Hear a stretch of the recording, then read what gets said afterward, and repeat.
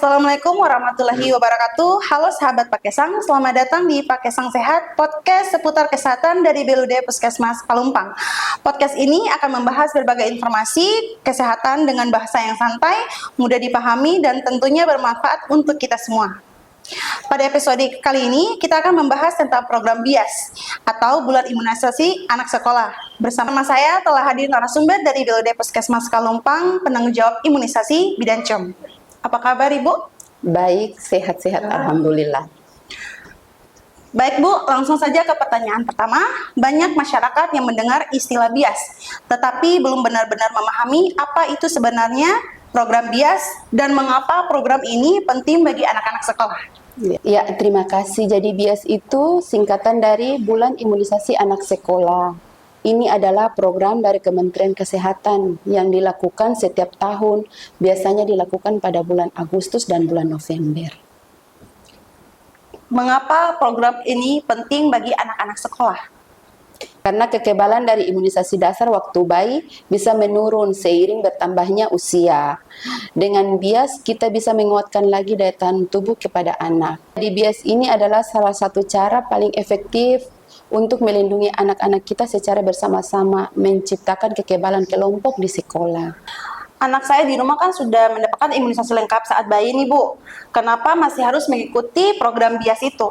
Iya, pertanyaannya bagus sekali. Jadi imunisasi dasar lengkap 0 sampai dengan 11 bulan itu adalah fondasinya. Tapi beberapa penyakit butuh penguat lagi. Contohnya imunisasi DT sama TD. Karena antibodi terhadap difteri dan tetanus bisa turun kalau tidak diulang, makanya perlu di booster kembali. Katanya setelah imunisasi anak bisa demam, apakah itu normal dan apa yang harus dilakukan oleh orang tua? Iya, biasanya pada anak-anak yang setelah imunisasi bisa terjadi nyeri di tempat suntik, bisa juga bengkak dan demam ringan. Nah, itu biasanya disebut dengan KIPI atau kejadian ikutan pasca imunisasi. Adapun tindakan yang bisa dilakukan orang tua adalah melakukan kompres air hangat di daerah tempat suntik. Terus anaknya juga bisa diberikan minum yang banyak, lalu istirahat yang cukup. Ketiga, terjadi demam yang tinggi, ibu bisa memberikan obat penurun panas tapi atas anjuran dokter, atau ibu bisa membawa anaknya langsung ke puskesmas agar mendapatkan penanganan. Kalau anak saya sedang batuk dan atau pilek ringan, apakah tetap boleh mengikuti imunisasi BIAS? Ya, pada prinsipnya kita memberikan imunisasi itu kepada anak yang sehat. Ketika kita dapati atau kita melakukan screening pada anak, lalu terdapat keluhan-keluhan seperti itu, berarti kita menunda pemberiannya. Ketika dia sehat kembali, baru kita dapat memberikannya kembali.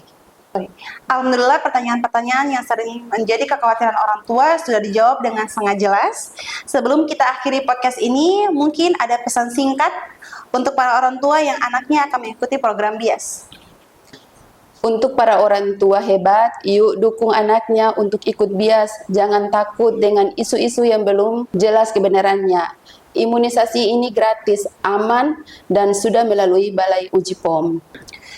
Terima kasih banyak atas informasi yang telah dibagikan. Sahabat Pakesang, jangan lupa mendukung program BIAS, karena imunisasi merupakan salah satu cara terbaik untuk melindungi anak-anak kita dari penyakit yang dapat dicegah dengan imunisasi. Saya pamit undur diri, sampai bertemu di episode berikutnya bersama Pakesang Sehat, podcast seputar kesehatan BLUD Puskesmas Palumpang.